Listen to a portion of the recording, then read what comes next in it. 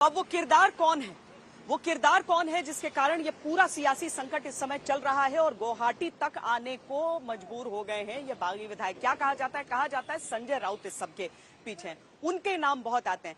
आपने हॉलीवुड की मशहूर फिल्म देखी होगी स्पाइडरमैन, उसमें एक डायलॉग है, with great power comes great responsibility, यानी जितनी ज्यादा शक्ति आपकी होती है उतनी ज्यादा जिम्मेदारी उसके साथ आती है। लेकिन जो आलोचक हैं वो कहते हैं कि संजय राउत को अपनी मर्यादा नहीं मालूम है। वैसे ये कहना गलत नहीं होगा कि जितनी भी राजनीतिक पार्टियां हैं उसमें अगर सबसे शक्तिशाली प्रवक्ता किसी एक पार्टी का है तो वो शिवसेना का ही है, वो संजय राउत ही है। संजय राउत ही हैं जो उद्धव ठाकरे की बात को डंके की चोट पर दुनिया के सामने रखते हैं। लेकिन जिस तरह की शिकायतें उनके बारे में ये बागी विधायक करते हैं या फिर जिस तरह की बातें सियासी गलियारों में होती हैं कि क्या एनसीपी के इशारे पर ये सब कुछ करने तो बताएंगे। आइए यहाँ, ये चैनल, नेशनल चैनल पे कह रहे हैं घर आओ तो बताएं। महाराष्ट्र घर है ना उनका।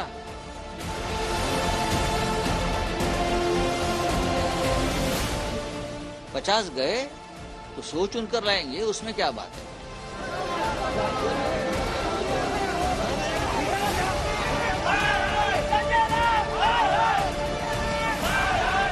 से दबदबा वाले लोगों को हम कपड़े उतार कर रास्ते में खड़े करते हैं, छोड़ दो। शिवसेना के बागी हो या फिर विरोधी, यहाँ तक कि कई स्वतंत्र राजनीतिक विश्लेषक भी ये मानते हैं कि आज शिवसेना की जो हालत है उसमें संजय राउत की बहुत बड़ी भूमिका है।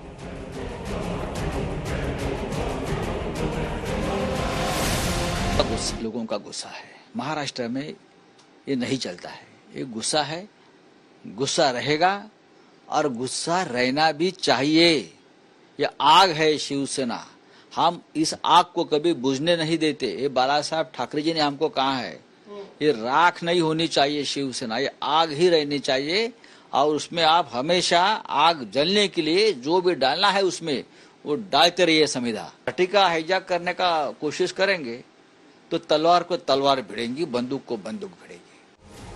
संजय राउत भले ही देश के उच्च सदन राज्यसभा के सम्मानित सदस्य हों, लेकिन उनकी भाषा उनके पद से मेल नहीं खाती।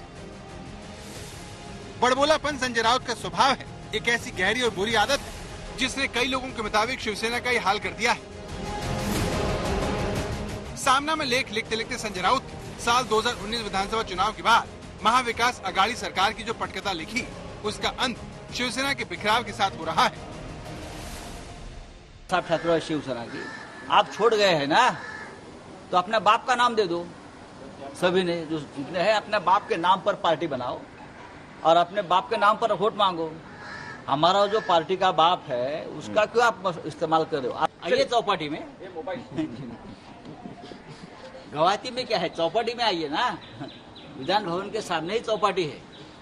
आइए चौपाटी में, यहाँ भी मजा करेंगे। मुंबई में तो आना पड़ेगा ना, वहां बैठकर क्या हमको सलाह और मार्गदर्शन कर रहे। शिवसैनिक जमीन पर है, हजारों लाखों शिवसैनिक, हमारे एक इशारा का इंतजार है बस।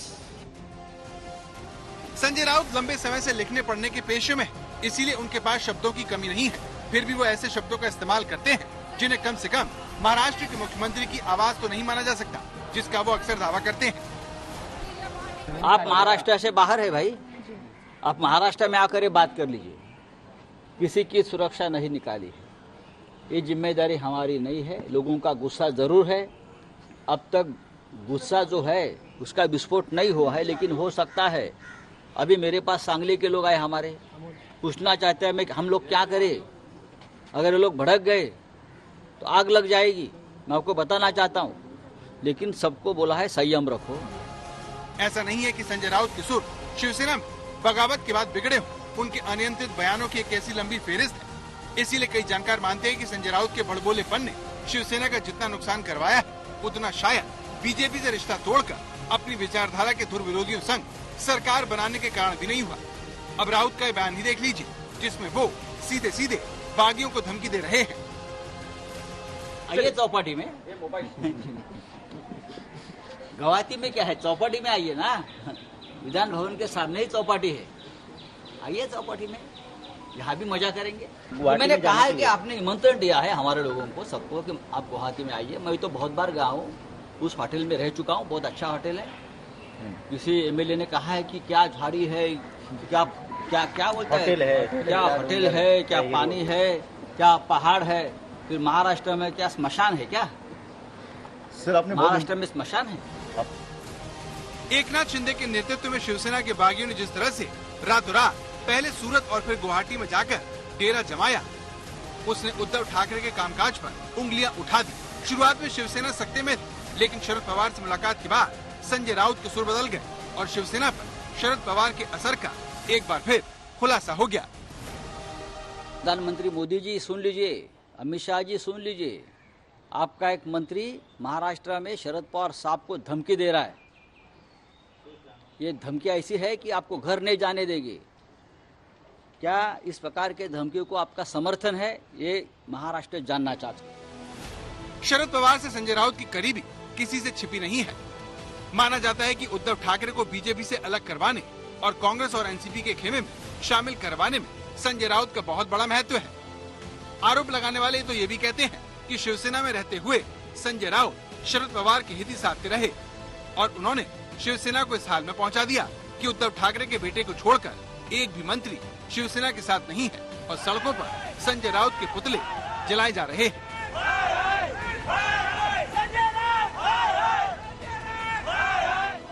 संजय राउत अपने बयानों से लगातार शिवसेना में बगावत के विवाद को भड़का रहे हैं। उन्होंने यहाँ तक कह दिया है कि जब गुवाहाटी से 40 बागी विधायकों के शव मुंबई आएंगे, तब हम सीधे पोस्टमार्टम के लिए मुर्दा घर भेजेंगे। शिवसैनिक जमीन पर है, हजारों लाखों शिवसैनिक, हमारे एक इशारा का इंतजार है बस।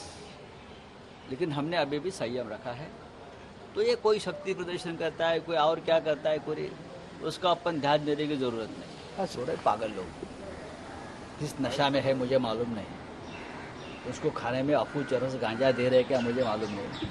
हाँ, संजय राउत बागियों को मुंबई वापस आने और शिवसैनिकों का डर दिखाने में ही नहीं लगे हैं। वो ट्वीट के जरिए गुवाहाटी में बैठे बागियों पर हमला बोल रहे हैं। बागी मंत्री गुलाबराव पाटिल के पुराने वीडियो को उन्होंने ट्वीट भी किया। हमारा जो पार्टी का बाप है उसका क्यों आप इस्तेमाल कर रहे हो? आपको तो 100 बाप है उधर, कोई दिल्ली में है, कोई नागपुर में है, कोई मुंबई में है। हमारा बाप सिर्फ बाला साहब ठाकरे है। उनका जमीर मर गया है, उनका आत्मा मिला है, सिर्फ अभी उनका बॉडी बचा है, जिंदा है, जिंदा लाशें। ये तो शब्द हमारे हिंदी मराठी सब भाषा में है। तो यहाँ तो उनकी सिर्फ बॉडी आ जाएगी, आत्मा कहाँ है? एक कार्टून मैगजीन मार्मिक के जरिए संजय राउत बाल ठाकरे और उनके छोटे भाई श्रीकांत के संपर्क में आए। कहा जाता है कि बाल ठाकरे को संजय राउत का लेखन अपने करीब लगता था, लेकिन क्राइम रिपोर्टर से करियर शुरू करने वाले संजय राउत को बाल ठाकरे की पार्टी में फूट और लड़ाई की वजह बताया जा रहा है। इसे लेकर महाराष्ट्र के पिछले विधानसभा चुनाव को दलील के तौर पर पेश किया जा रहा है, जिसमें बीजेपी और शिवसेना गठबंधन को पूर्ण बहुमत मिला था, लेकिन शिवसेना ने अपना मुख्यमंत्री बनाए जाने की जिद पर डटकर बीजेपी से नाता तोड़ लिया। कहा जाता है कि संजय राउत ने पार्टी प्रमुख उद्धव ठाकरे को भरोसा दिलाया था कि अगर बीजेपी उनकी शर्त नहीं मानती तो वो कांग्रेस और एनसीपी के समर्थन से उनके मुख्यमंत्री बनने का ख्वाब पूरा करवाएंगे। लेकिन राउत ने अपने नेता को मुख्यमंत्री तो बनवा दिया, मगर पवार की उंगलियों पर नाचती सरकार ने शिवसेना में विद्रोह के बीज बो दिए और अब पार्टी को उसकी बड़ी कीमत चुकानी पड़ रही है। मौसमी सिंह, मुंबई, आज तक।